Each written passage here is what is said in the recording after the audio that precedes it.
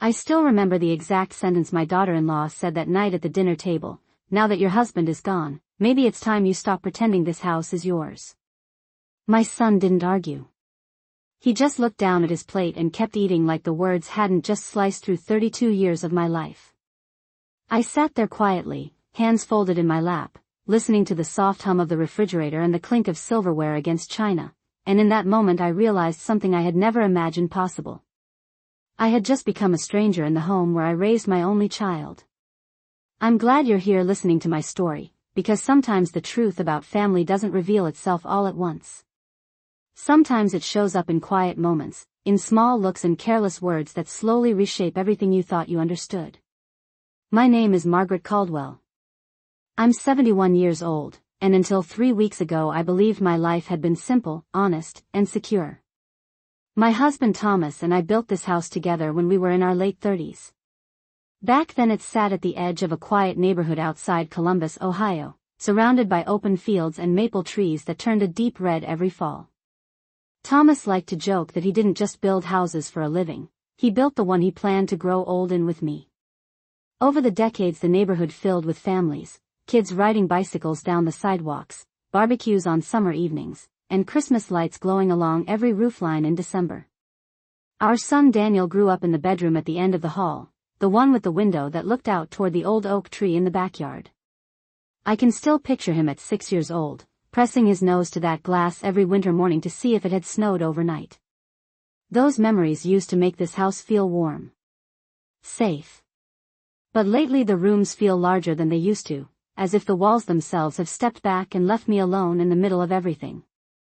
Thomas passed away suddenly one quiet Tuesday morning just a little over 3 weeks ago. A heart attack, the doctor said. Quick. Peaceful. They always say that word, peaceful, like it makes the silence easier to live with afterward. For 32 years. Thomas had been the steady rhythm of my life. He woke up every morning at 6, poured himself a cup of black coffee, and stood at the kitchen window watching the sun rise over the backyard while he planned the day ahead. Even after he retired from his construction business 5 years ago, that routine never changed. Now the coffee maker sits untouched most mornings, and the kitchen window feels like it belongs to someone else. The funeral brought people from all over the county. Old friends, former co-workers, neighbors who remembered when Daniel was just a toddler playing in the driveway with a plastic truck. They shook my hand, hugged me, and told me Thomas had been one of the good ones. I appreciated their kindness, but grief has a strange way of muting everything around you. It's like standing underwater while the world continues speaking above the surface.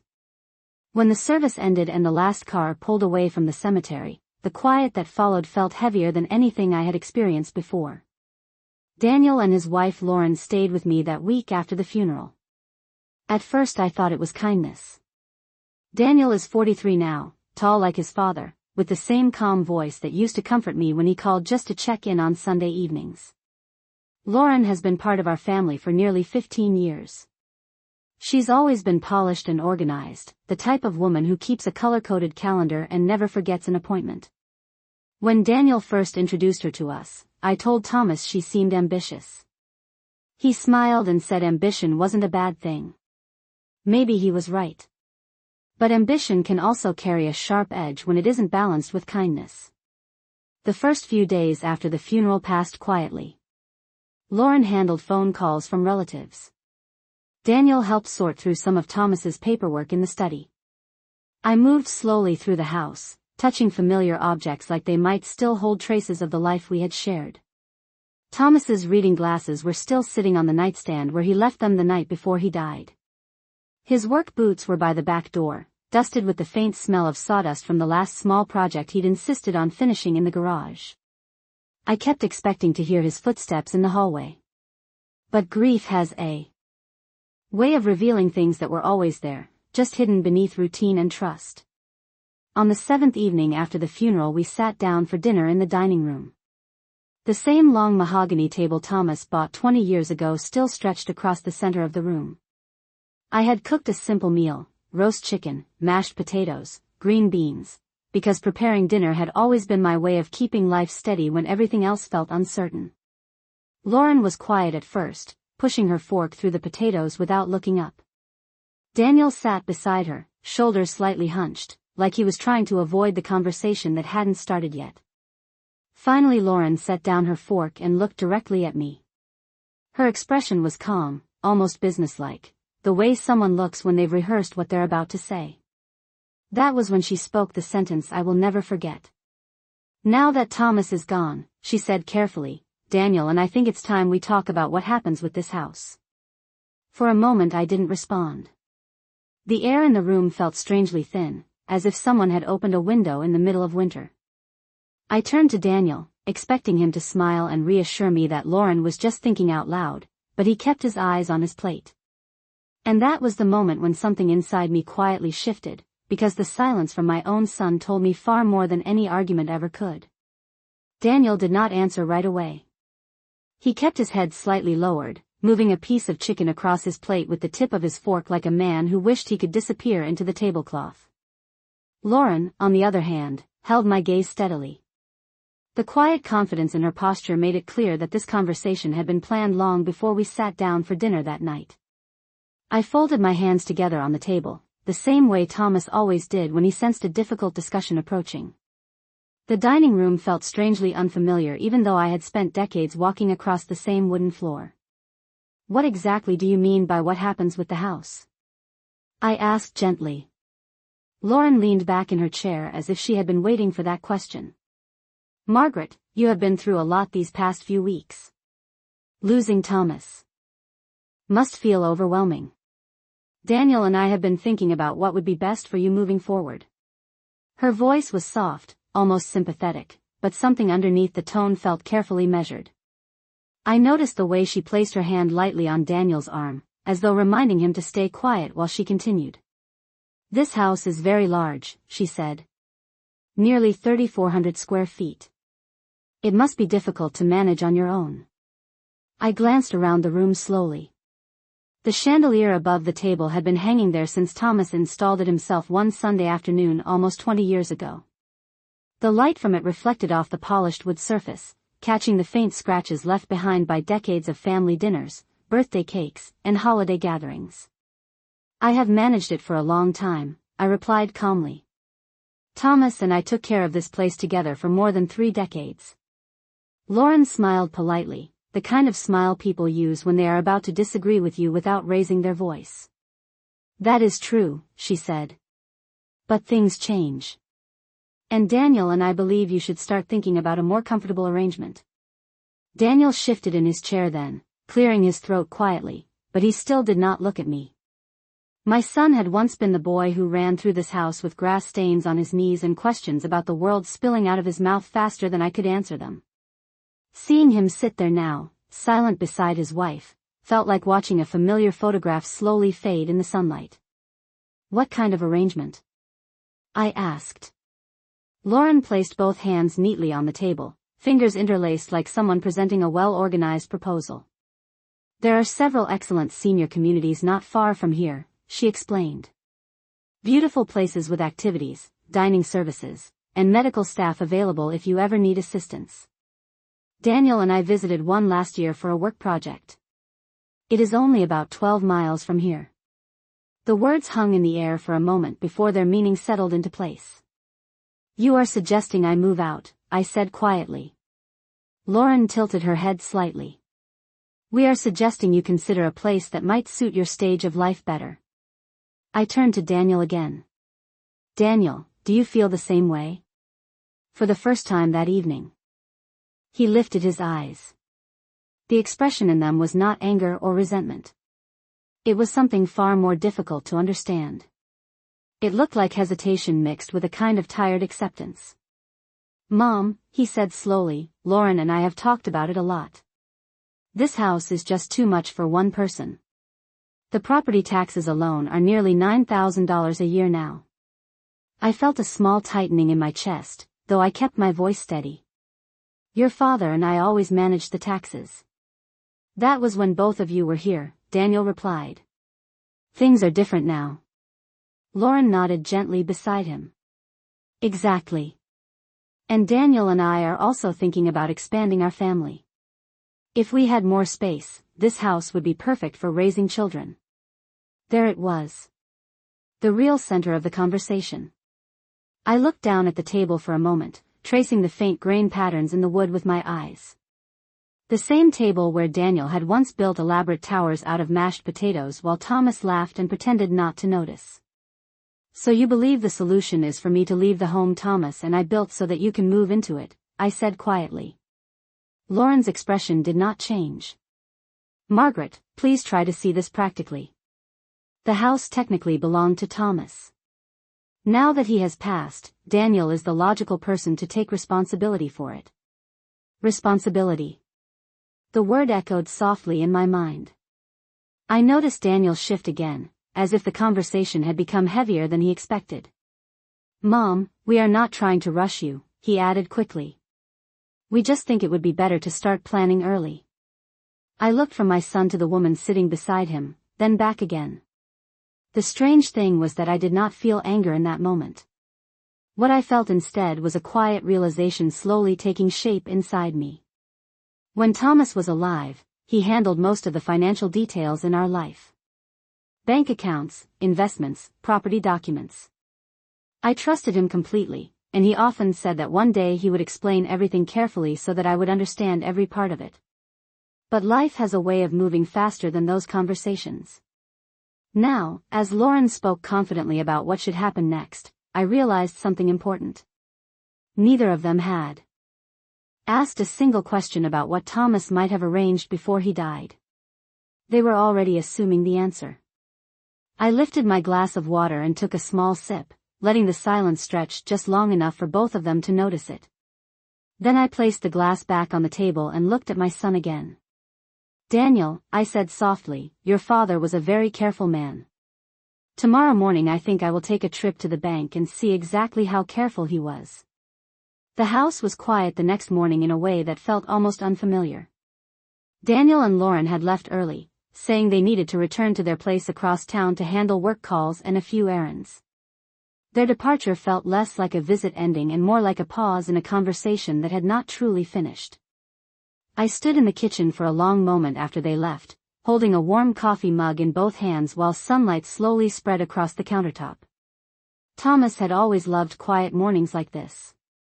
He used to say that early hours told you more about the truth of a day than anything that happened later. I thought about the conversation from the night before and the careful way Lauren had presented her suggestion, as if the future of my life could be reorganized as neatly as one of her color-coded calendars. Yet beneath that calm tone I had heard something else, something that felt less like concern and more like certainty. They had spoken about the house as though its future had already been decided. I finished my coffee, rinsed the mug in the sink, and walked upstairs to the bedroom Thomas and I had shared for most of our adult lives. The bed was still neatly made, the pale blue quilt folded across the foot the same way I had arranged it the morning of his funeral. His dresser stood against the wall opposite the window, and on top of it sat the small wooden box where he kept documents he considered important. I opened the drawer slowly and looked at the familiar folders inside. Insurance papers. Old tax records. A few handwritten notes in Thomas's steady script reminding himself of dates and appointments. I remembered how often he told me not to worry about financial matters because he had everything organized. At the time it had seemed like one less thing to think about. Now I wished I had asked more questions. I closed the drawer and picked up my purse from the chair beside the bed. Outside, the late autumn air carried a cool edge that hinted winter would not be far away. The drive to First National Bank took about 15 minutes along the same road Thomas and I had traveled together countless times. Passing the grocery store, the small hardware shop, and the gas station on the corner felt strangely comforting, like moving through pieces of a life that still made sense even when other parts had begun to shift. The bank building stood exactly as it always had, a two-story brick structure with large windows facing the street and a row of maple trees planted along the sidewalk. I parked near the entrance and sat in the car for a moment before going inside. It was not fear that made me pause. It was the quiet realization that whatever I discovered in the next hour might change the direction of everything that followed.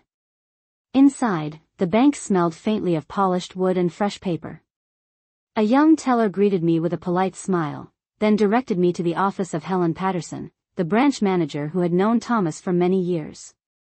Helen stood up from behind her desk when I entered, her expression softening immediately. "Margaret, I was so sorry to hear about Thomas," she said gently. "He was one of the most thoughtful clients we ever had." I thanked her and sat down across from her desk, placing my purse carefully on my lap. "Helen, I realized yesterday that I do not fully understand our financial situation," I explained. "Thomas handled most of the details. I was hoping you could help me review everything."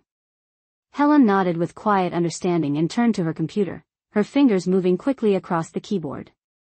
The clicking sound filled the office while she searched through the bank's records.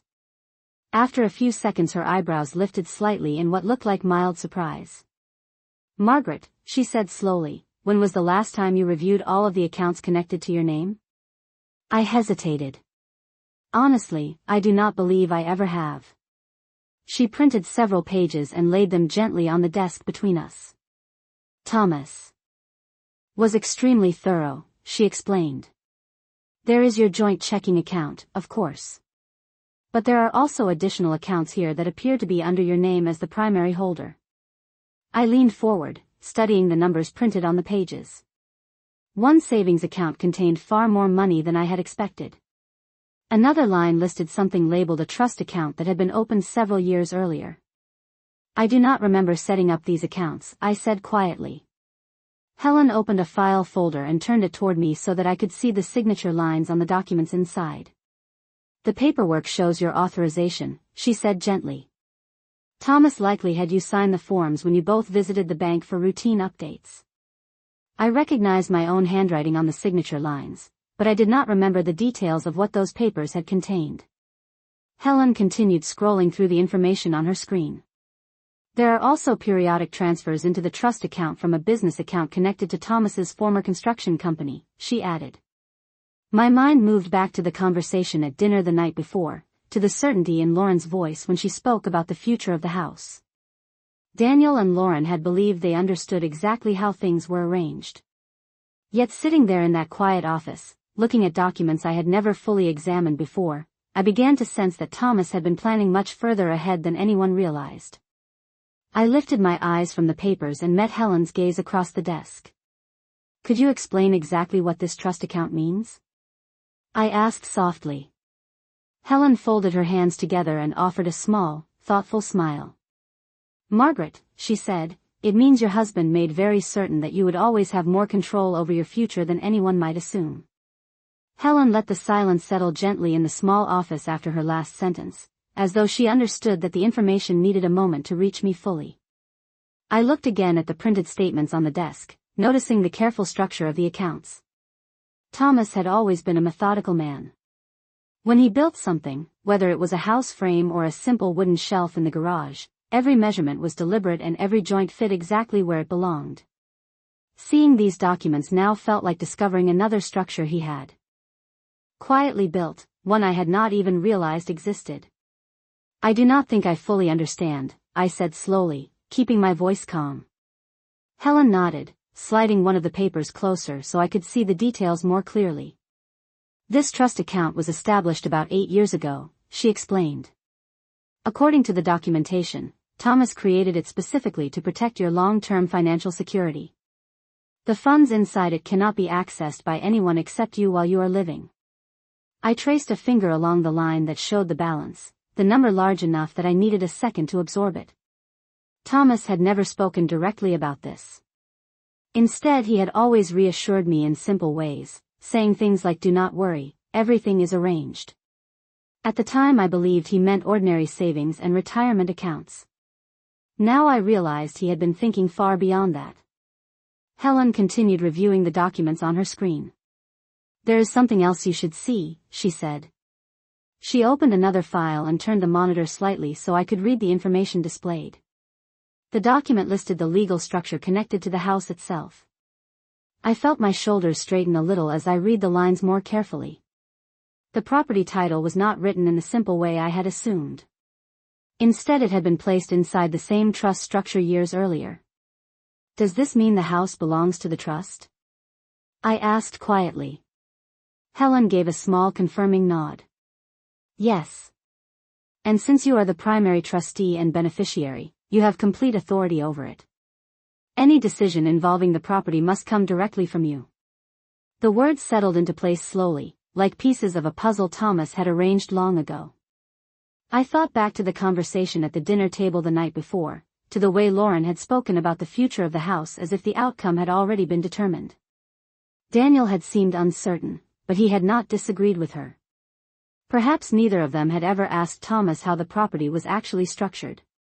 Helen leaned back slightly in her chair, studying my expression with quiet understanding.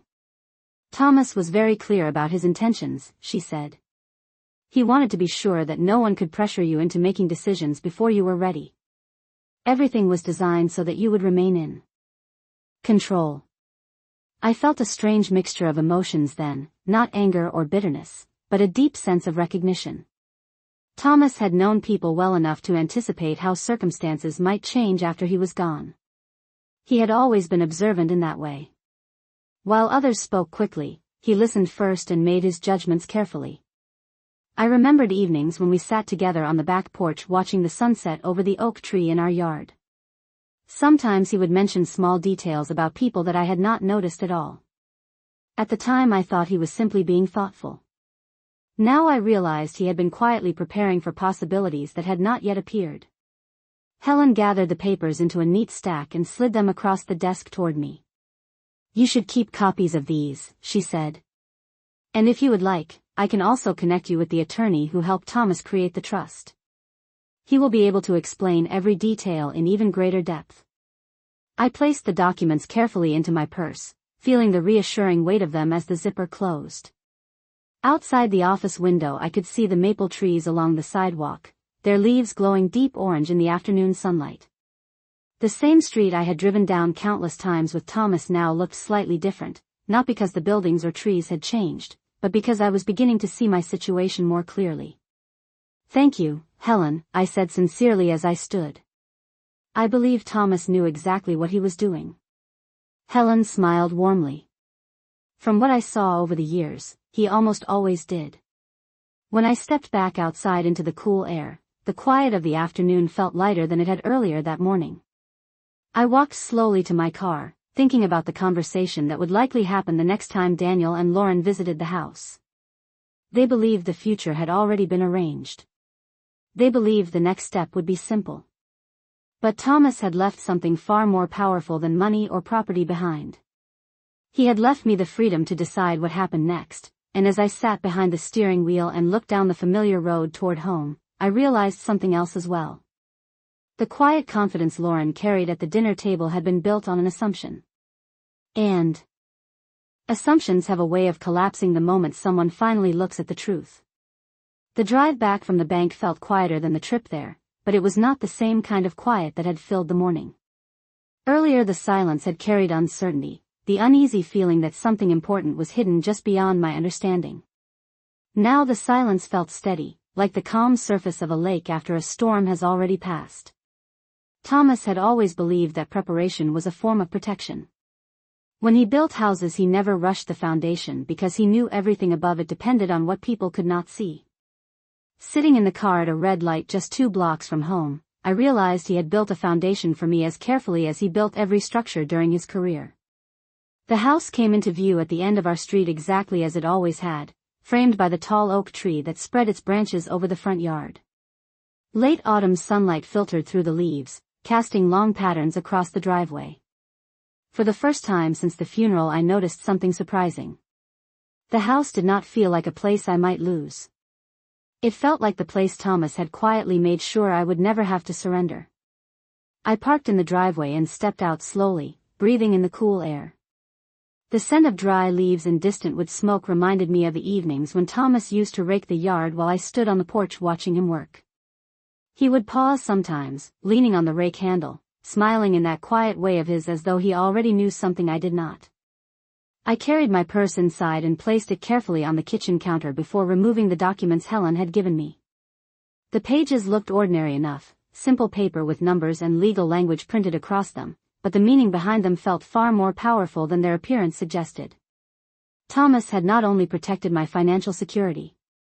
He had placed the house itself beyond anyone else's authority unless I chose otherwise. I sat at the kitchen table for a long moment reading the lines again, absorbing each detail until the structure of the trust felt completely clear in my mind.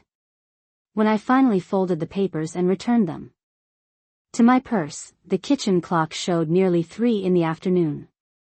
A quiet thought settled in my mind then. Daniel and Lauren would eventually return to continue the conversation they had started. When they did, I wanted to understand every part of Thomas's intentions as clearly as possible. That thought led me upstairs again, back to the bedroom where Thomas kept the wooden box on his dresser. This time when I opened the drawer I looked more carefully at the folders inside. Beneath the tax records and insurance documents I noticed a thicker envelope I had never paid attention to before. My name was written across the front in Thomas's familiar handwriting. Margaret. The simplicity of it made my chest tighten slightly as I lifted the envelope from the drawer. I carried it downstairs and sat again at the kitchen table before opening it slowly. Inside were several pages folded neatly together. The first line began with words that felt unmistakably like Thomas speaking directly to me. My dear Margaret. If you are reading this, it means I am no longer sitting across the table from you during breakfast. I paused for a moment after that sentence, letting the warmth of his voice return in my memory exactly the way it used to sound on quiet mornings. I continued reading carefully. Thomas explained that he had spent years arranging our finances so that I would never feel dependent on anyone else's decisions. He wrote that he loved Daniel deeply but believed adulthood sometimes changed people in ways parents did not immediately notice. He did not accuse anyone of anything specific. Instead, he simply said that circumstances could create pressure, and pressure sometimes revealed priorities that surprised everyone involved. As I read those words I remembered the way Lauren had spoken during dinner, the confidence behind her polite tone when she suggested that I might prefer a senior community 12 miles away. Thomas had not predicted exact events. But he had understood human nature well enough to prepare for them. The letter continued with instructions about the trust and the house, explaining that every legal document had been designed so that I would always have the final decision. Near the end he wrote something that made me set the page down for a moment and look out the kitchen window toward the oak tree in the backyard. He said that a home is not just a building. It is the place where your life gathers meaning over time, and no one should ever feel pushed out of their own memory simply because others see opportunity where you see history. I sat there quietly for several minutes after finishing the letter, listening to the soft ticking of the clock on the wall. The house felt different again now. Not empty the way it had after the funeral, but quietly full with the sense that Thomas had left his presence here in ways I was only beginning to understand. Late in the afternoon my phone buzzed softly on the counter. Daniel's name appeared on the screen. I answered calmly. He asked how my day had been and whether everything was all right.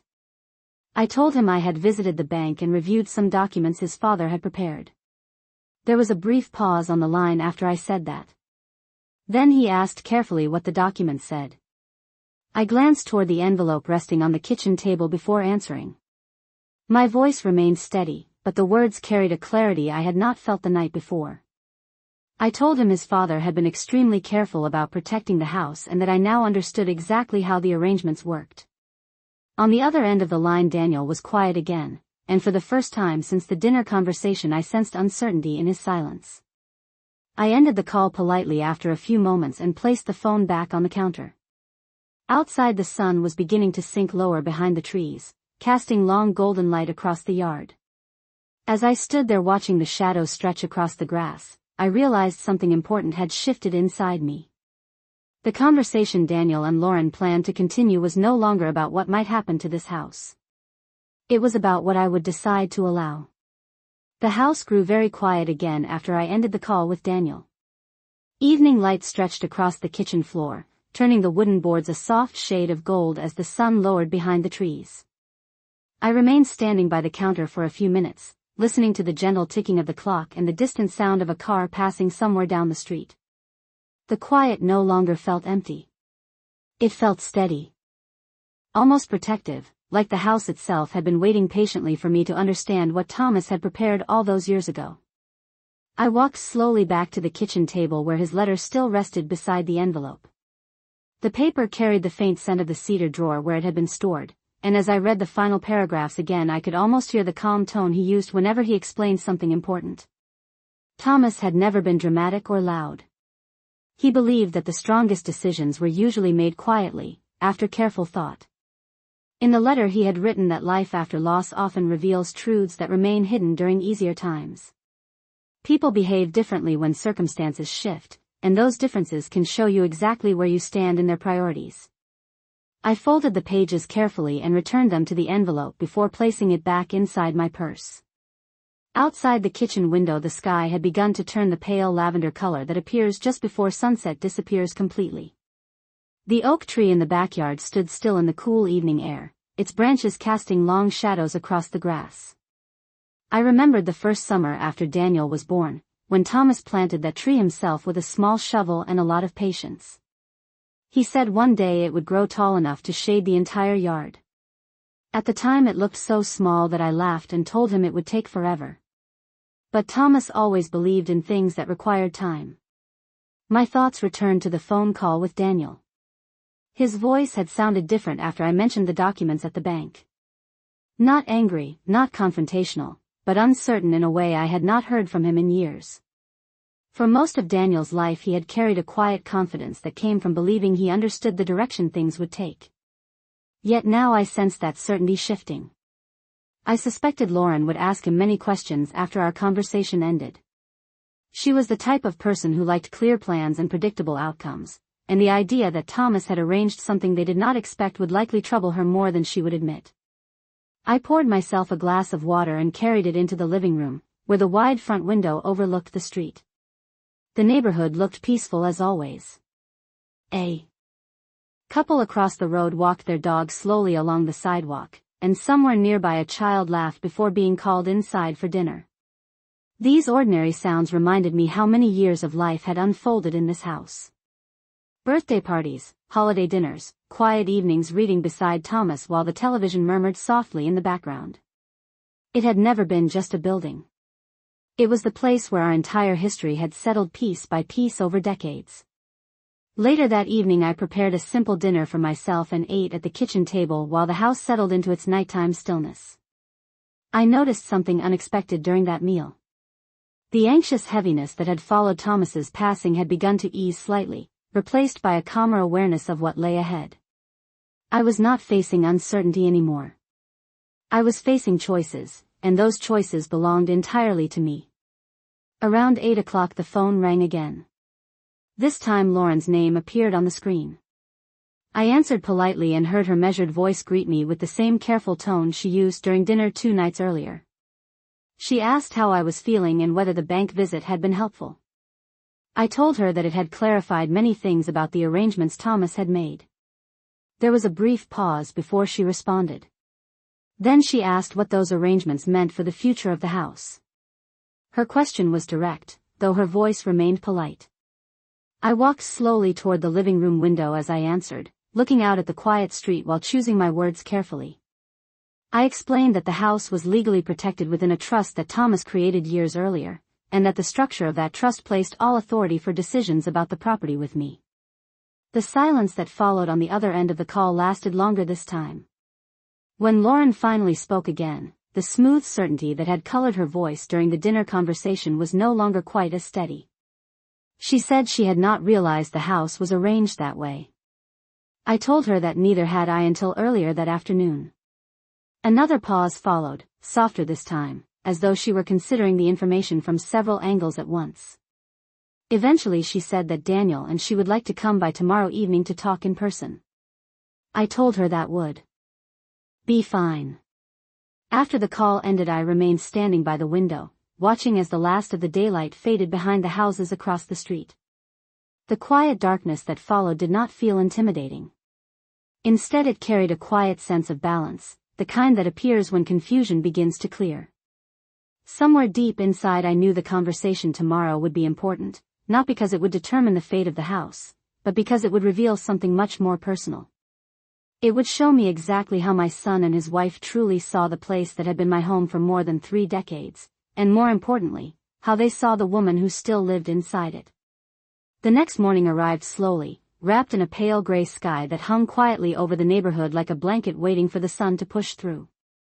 I woke earlier than usual, not because I felt anxious, but because my mind had already begun sorting through the thoughts that had settled there during the night.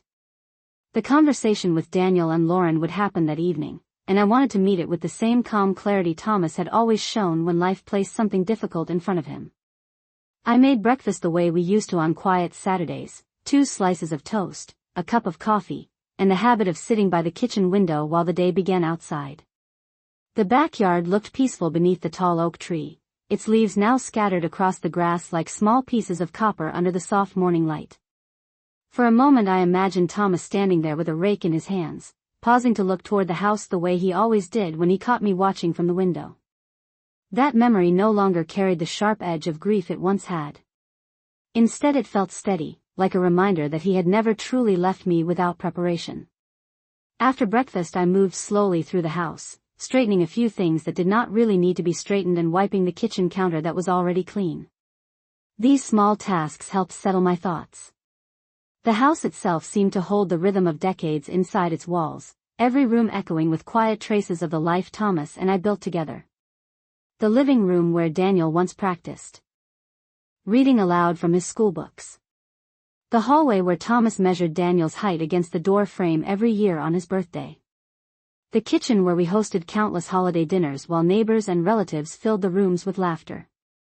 Each memory felt firmly rooted here, not something that could be easily packed away and replaced with another address 12 miles down the road.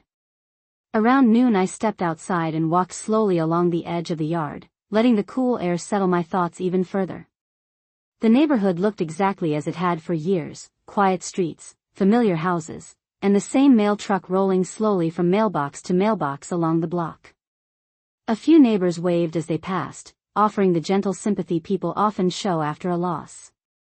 I thanked them with a small smile and continued my walk around the yard, stopping briefly beneath the oak tree Thomas planted decades earlier.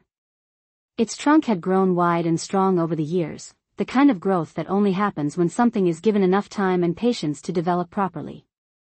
I rested my hand lightly against the bark for a moment, remembering the day Thomas finished planting it. He had stepped back then, wiping dirt from his hands, and said that one day the tree would stand long after we were gone. At the time I laughed at the thought. Now I understood what he meant. By late afternoon I returned inside and prepared a simple dinner, not knowing whether Daniel and Lauren would arrive hungry or already having eaten somewhere else. Cooking gave me something practical to focus on while the hours moved steadily toward evening.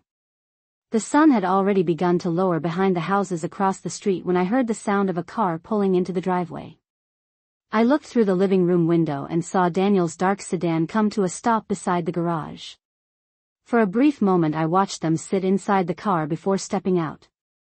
Lauren spoke first, her hand moving slightly as if she were finishing a point in their conversation. Daniel listened quietly, nodding once before they both walked toward the front door. I opened it before they had a chance to knock.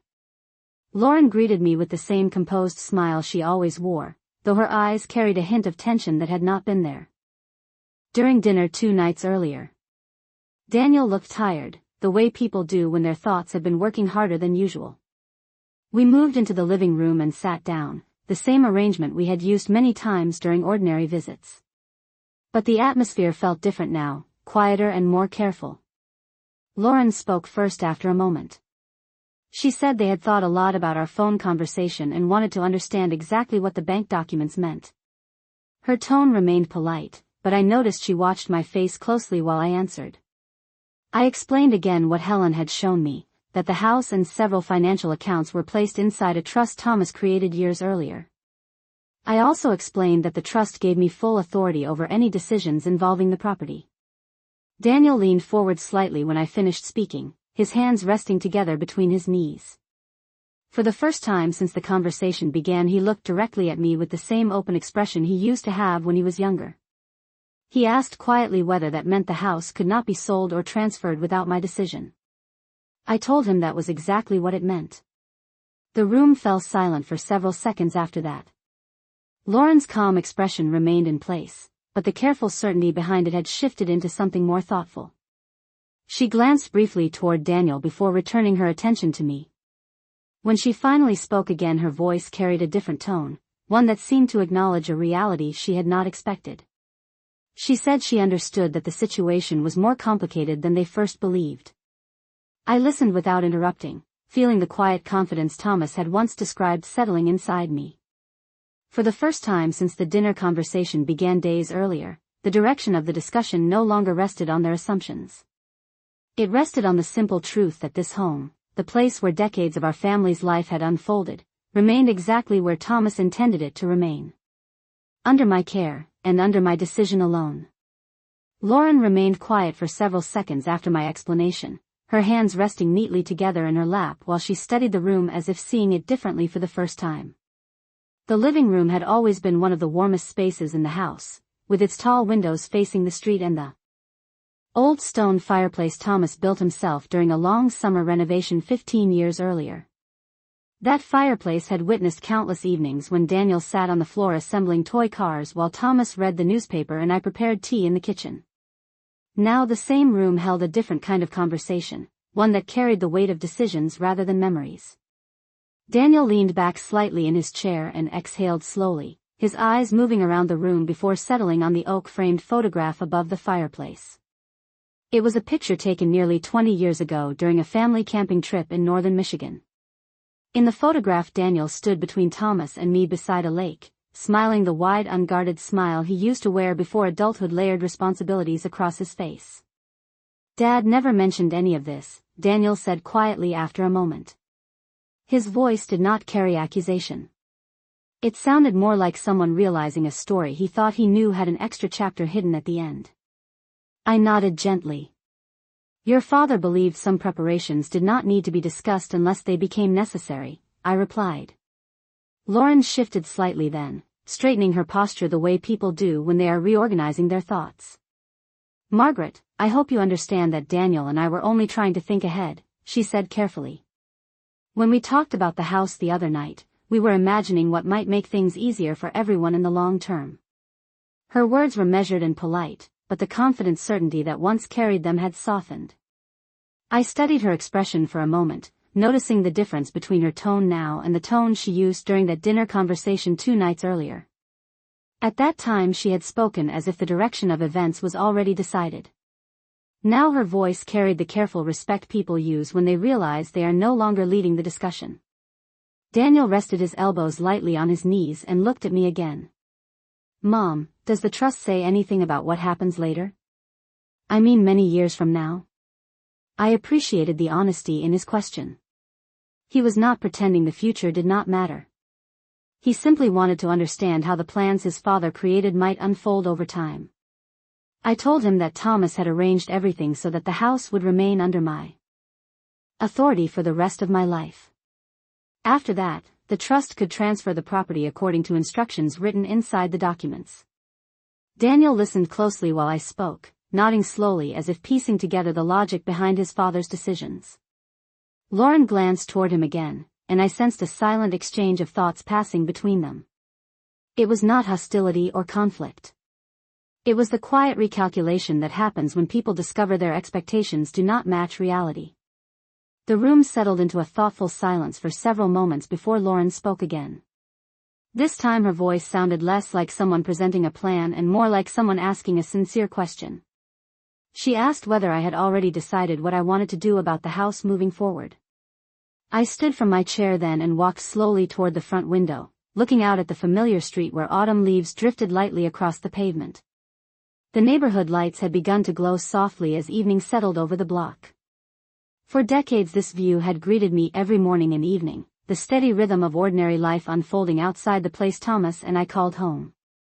I turned back toward them after a moment. "Your father believed a home should never feel like something temporary," I said calmly. "He believed it should be the place where a family gathers its history." Daniel lowered his eyes briefly, absorbing the meaning behind those words. Lauren remained attentive, though her expression had become thoughtful rather than determined. I returned to my seat and folded my hands together the way Thomas often did when explaining something important.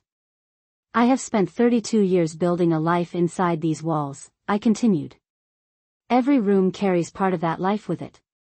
I am not ready to leave that behind simply because the future might look different from what someone expected. The statement was not delivered with anger or confrontation. It was simply the truth spoken plainly. Daniel nodded slowly, and the tension in his shoulders eased slightly as if he had anticipated that answer all along. Lauren listened carefully as well, though I could see the gears of her mind turning behind her calm expression. For someone who preferred clear plans, the idea that time itself might guide decisions instead of schedules or timelines likely felt unfamiliar. Eventually she offered a small, respectful nod.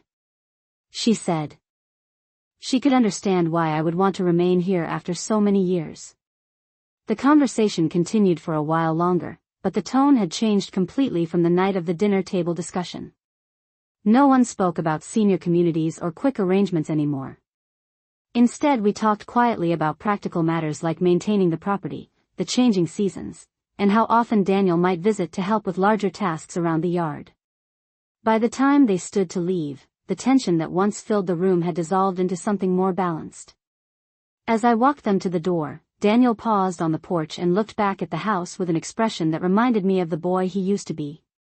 "Dad really thought of everything," he said softly. I smiled gently. "Your father believed preparation was another way of caring for the people you love." When their car pulled away from the curb a few minutes later, I stood on the porch for a moment watching the red tail lights disappear down the quiet street. The evening air felt cool and calm around me. Inside the house the lights glowed warmly through the windows, exactly the way they had for decades. And for the first time since Thomas passed away, I felt certain that the life we built here was not something anyone could quietly rearrange without my voice being part of the decision. After Daniel and Lauren drove away that evening, the house settled back into the familiar quiet that had defined it for so many years. I closed the front door gently and stood for a moment in the entryway, listening to the soft hum of the refrigerator in the kitchen and the faint ticking of the wall clock down the hall. Those small sounds had once blended into the background of everyday life, barely noticed while conversations and laughter filled the rooms. Now they felt almost comforting, reminders that the house itself remained steady even while the people inside it learned new ways of understanding one another. I walked slowly back into the living room and lowered myself into the same chair where I had spoken with Daniel and Lauren only minutes earlier. The cushion still carried the faint warmth of where Daniel had been sitting, and for a moment I allowed myself to picture him as a child again, cross-legged on the carpet with a box of wooden blocks spread around him while Thomas showed him how to stack them into small towers. Parenthood has a strange way of stretching time. One moment you are tying a child's shoelaces before school, and the next you are sitting across from that same child while he tries to understand the complicated arrangements his father quietly put in place years before. I leaned back in the chair and looked toward the photograph above the fireplace again. The camping trip in Michigan had been one of Thomas's favorite memories. He loved the way the lake water turned deep blue at sunset and the way Daniel spent hours trying to skip stones across the surface. Thomas once told me that raising a family felt a lot like building something by hand. You gather the right pieces, shape them carefully, and hope that what you create will stand strong even when you are no longer there to guide it. That evening, as the house grew darker outside the windows, I realized that was exactly what he had done. The trust he created was not simply a legal arrangement. It was another form of protection, built quietly and patiently just like the foundation of a house. I rose from the chair and walked into the kitchen to prepare a cup of tea. The kettle warmed slowly on the stove while I watched the backyard through the window above the sink. The oak tree stood in the fading light, its branches moving slightly in the cool breeze. When Thomas planted that tree, he told Daniel it would grow stronger each year because its roots would reach deeper into the ground. At the time Daniel had asked how something so small could become so big. Thomas laughed and said strength comes from patience and time. I poured the hot water into a mug and carried it to the kitchen table, where the envelope containing Thomas's letter rested beside my purse. I had read the letter several times since discovering it, but that night I opened it again. The words felt just as steady as they had the first time. Thomas never spoke harshly about anyone in the letter, not even when he hinted that circumstances might reveal surprising sides of people.